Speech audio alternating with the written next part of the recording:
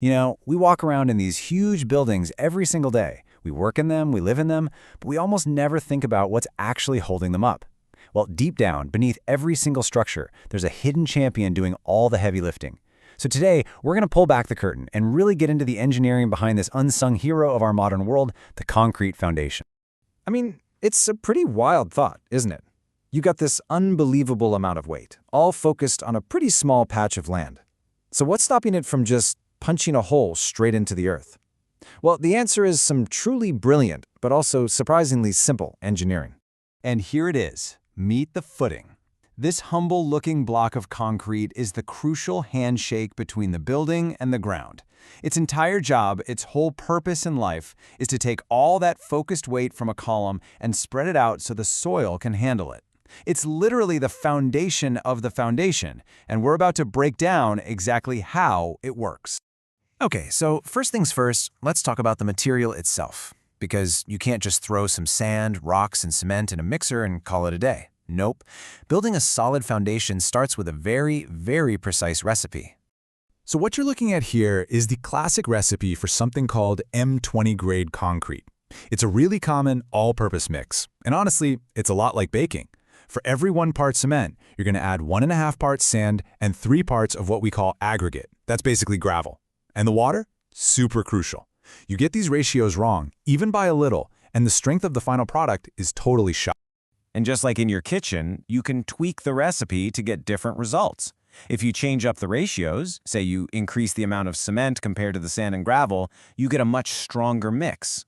So in M25 grade concrete, that uses a 1:1:2 ratio. Now that M number, M20, M25, that's a direct measure of its strength when you squeeze it. The higher the number, the stronger the concrete. It's that simple. Bigger building, heavier loads, you're going to need a stronger recipe. All right, so we've got our concrete recipe picked out. Now, the first huge question for an engineer is how big does this footing need to be? It all comes down to one thing: spreading the building's weight so the ground underneath it doesn't just give up. And here's the thing. The real limit here isn't the concrete, it's the dirt. Every type of ground, whether it's solid rock, squishy clay, or sand, has a strength limit. It's called its safe bearing capacity. Think of it as the maximum pressure the soil can handle before it fails. And for a foundation designer, that number is the absolute unbreakable speed limit. So, the math the engineer does is actually beautiful in its simplicity. You take the total load coming down from the building, and you add a little extra, maybe 10% for the weight of the footing itself, and you just divide it by the strength of the soil. And boom, that number tells you the minimum area your footing has to be to keep everything safe and sound. And this is the perfect way to picture what's happening. A footing is basically a snowshoe for a building, right? Your body weight doesn't change, but by spreading that weight over a much larger area, you can walk on top of the snow instead of sinking into it. The footing does the exact same thing for a massive column, spreading its enormous load so it doesn't just sink into the soil. But, and this is a big but, getting the area right is just step one. Now we have to figure out how thick this thing needs to be. And that's where we get into a whole battle against these powerful, invisible forces that are trying to rip the footing apart from the inside out. Yeah, so he might be thinking, okay, if the footprint is big enough to stop it from sinking, why can't we just make it a thin slab? Why does it have to be this giant, thick block of concrete? Well, the reason is that the footing itself is under an incredible amount of stress. See, you've got the column pushing down with all its might, and at the same time, you've got the soil pushing up with equal force. The footing is literally caught in the middle, and it has to fight two main enemies. First, the column is trying to punch straight through it, like a fist through a piece of cardboard. Second, that upward pressure from the soil is trying to slice the edges of the footing clean off. Now, engineers have names for these forces. That punching action, that's called two-way shear, because it's happening all around the column. And the slicing action, that's called one-way shear, because it's trying to cut the footing across like a beam. The only thing that can resist both of these forces is the thickness of the concrete itself. If it's too thin, it's game over. And that's not all. While all that is happening, the soil pushing up on the edges is also trying to bend them upwards, kind of like you're trying to curl a piece of paper. This bending creates this massive pulling apart force, tension, all along the bottom surface of the footing. And this, right here, is concrete's one big weakness. It's kryptonite. So, while concrete is amazing at being squeezed, it's terrible at being pulled. It just can't handle that tension on its own. It needs a partner.